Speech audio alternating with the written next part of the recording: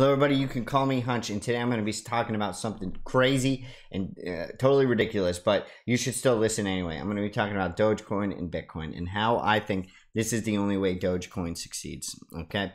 Now, I hope you watched Bitcoin 2022. It was awesome. Bitcoin Lightning Network is exploding. It's going to probably be used at every retail place in the country, every restaurant, blah blah blah blah. What's amazing about it is you can keep your money at home on a node, pay right from your house. You never have to go to a bank. You never have to go through anything.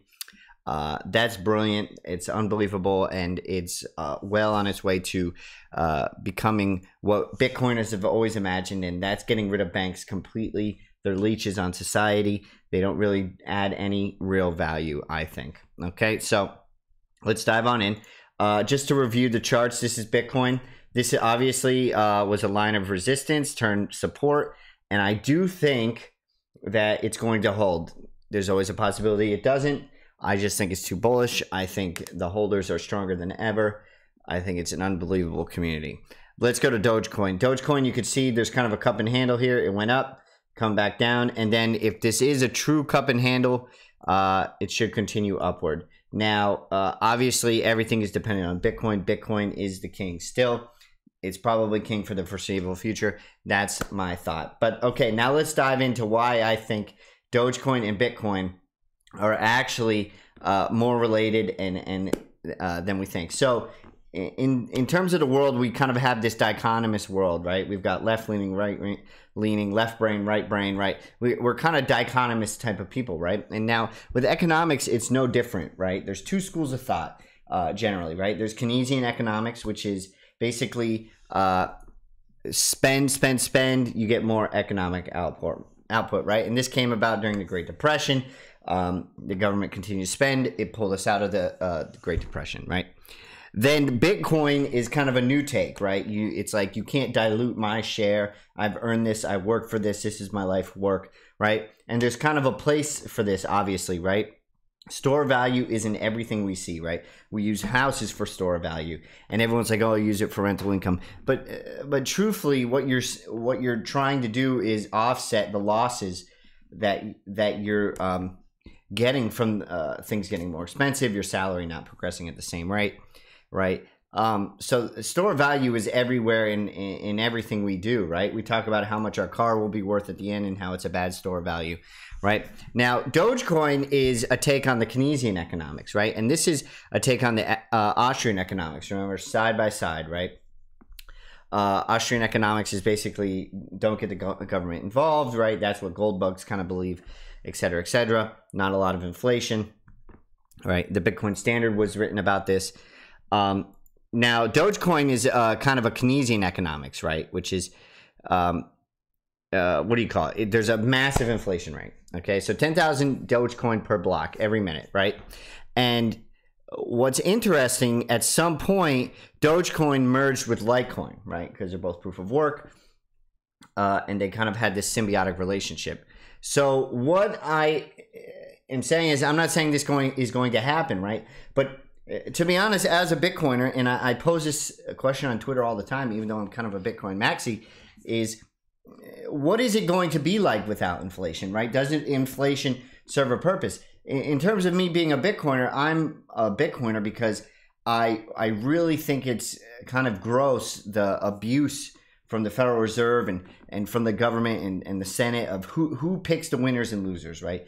If a government, if a company is buying back shares and paying its CEOs massive amounts of money, and then a recession hits and the government has to bail them out, they choose who on the economic spectrum gets bailouts, who gets stimulus, who gets more, who gets forgiveness, right? In terms of like student loans, et cetera, et cetera. I just think it's very abusive, right? There's bias everywhere in that, right? The human, to err is human, right? That's the saying, right? But with Dogecoin, it's kind of interesting because it's just a computer program, right? Bitcoin, right? It has this Keynesian economic model that we have currently, but it applies it for infinite amounts of time into the future, right? And what I think would be actually the most beneficial is if we have these two economic models running side by side, right? Like if Dogecoin could latch on to the proof of work model of Bitcoin, right, and ensure that store of value, but then maybe we transact in Dogecoin, right, as opposed to USD or Bitcoin, right? And this is kind of what happened at Bitcoin 2022, right? Jack Mahler said, use whatever you want. Use euros, use Starbucks bucks, use Fortnite V-Bucks, use whatever you want on the Lightning Network. The Bitcoin network is just going to transport this this currency, right? And in this dichotomous world that we live in, right? Maybe there's a place for both, right? The Keynesian model, which is Dogecoin, and this Austrian economics, right? Maybe Dogecoin can move on Bitcoin, right? And preserve, right? And if Dogecoin moves on the Bitcoin network, right, it provides value to Bitcoin, right? Because it's buying and selling it, right? Creating a market where there's constant demand of Bitcoin, right? But we have this Keynesian model that's not influenced, right, by politicians, right? Because we have Keynesian economics. It's very simple, right? And to some extent, it's working, right? We're as a human society, we are flourishing, right? As much as the news tells us everything is bad, as much as everyone thinks they're losing their rights, right? There's more rights now than ever, right? Because if you look at the past, you could be killed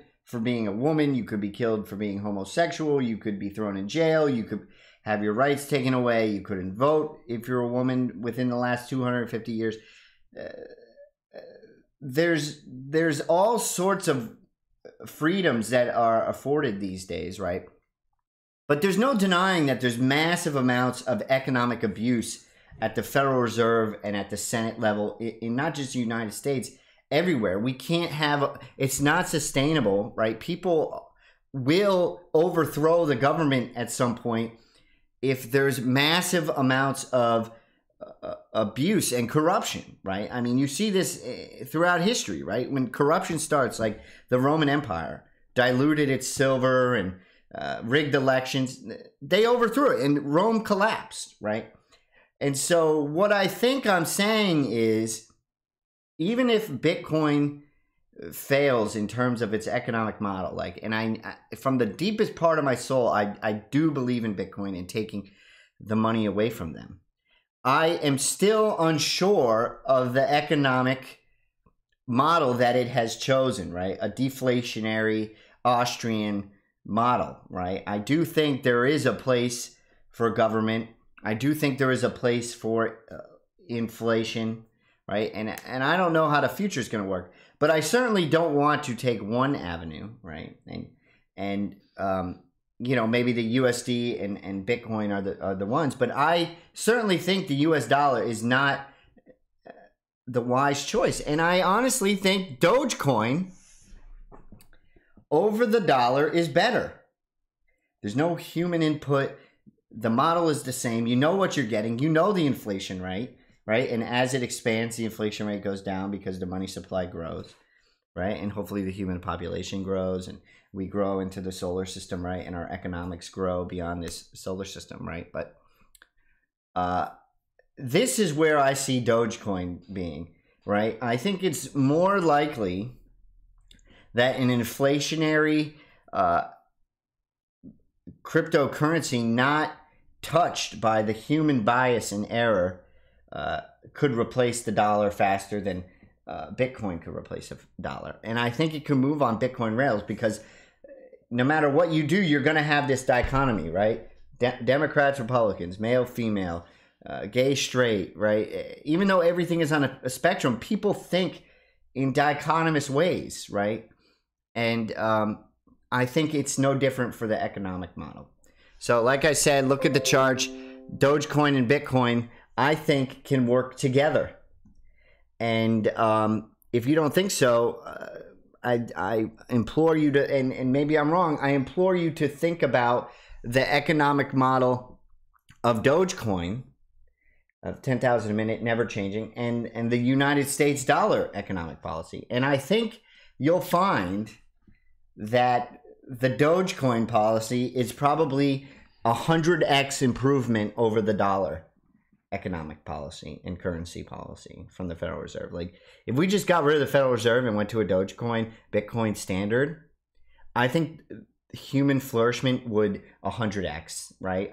I think there's so much waste and like there's a word for it when like electricity moves along a long wire, right? There's like some loss, right? And I think there's a huge price to pay for leaving economic policy in the price of humans, right? In the Federal Reserve. So as much as I've bashed Dogecoin in the past, I think if you move it on Bitcoin rails, right, instead of Litecoin, I think human flourishment will go parabolic. You can call me Hunch.